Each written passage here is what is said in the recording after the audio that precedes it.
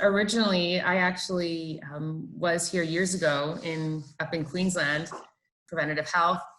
And then when I moved back to Canada to work at UBC, I met Paul. Paul came on, but we've been working together for a long time, and it's been great to also be working with Joan and John. And that's where our kind of interest in men's health came from. And then a very good opportunity opened up back here in Sydney. And I'm not going to lie, my heart was in Australia to come back to the beach in the sun. And I managed to convince Paul to come back and do a PhD at that time. So it kind of all worked out well. With that, we kind of left at I wouldn't say at a good time, but we kind of left at a high because we had just developed Hat Trick, which was doing really, really quite well in Canada.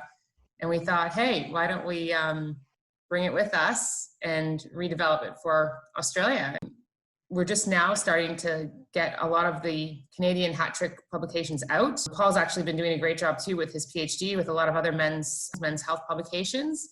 But most recently, we took a very, methodical or strategic step in how we developed Hat Trick and making sure that all the processes, all the way from formative evaluation, a co-design way, to the end. As we've done that, we've actually published papers at each step of those ways. So you will be seeing quite a few of them coming out, exactly explaining everything from the co-design and consultation area to the formative evaluation, to the actual delivery, to outcomes, and then some of Paul's work. So that's kind of where we are with our publications. As Cristina mentioned, I met her in Canada when I was doing my master's, and I've always had an interest in population health promotion. So how do we help people live happier and healthier lives? So some of the work I got involved in during my master's and thereafter was in the area of men's health around smoking cessation, healthy eating, and physical activity. I'm looking at how we can develop websites or work with men in workplaces to help them make healthy changes. And so when the opportunity came up to come to Australia and do a PhD here in men's health, I jumped at the opportunity. I'm a pretty big fan of warm weather, although my complexion would probably suggest otherwise. But in many ways, Australia is leading the world in men's health research. It's one of the only countries that has a national men's health policy. So being able to come here and kind of continue that research with Hat Trick and working with Cristina has been really an amazing opportunity.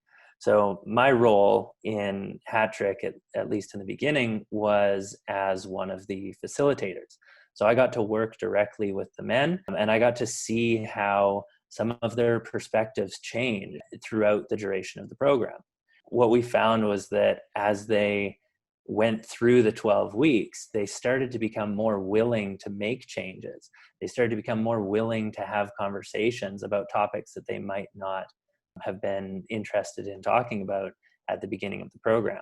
So that was a really interesting transformation that kind of sparked my interest in understanding how we progress this further and how we can use these kinds of interventions to address some of these gender norms and address some of the more difficult health behaviors like mental health related activities. So publication wise, we've done a number of publications, as Cristina mentioned, around Hat Trick, around some of the development procedures of that and some of the outcomes of it. And we found that men were more active. They'd made changes, healthy changes to their diet throughout the duration of the 12 weeks. And they actually maintained that at 9-month follow-up post-program. And that's really the challenge, is how do we make people or help people to make changes that last a long time?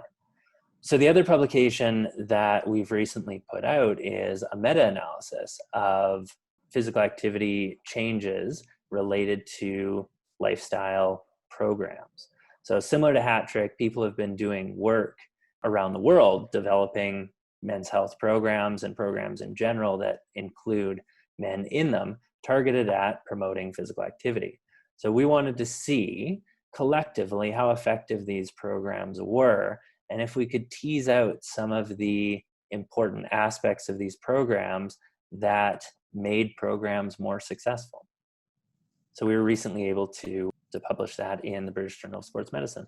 And I think an important part of what Paul is saying too is that a lot of our publications are directly linked to each other and they build off each other.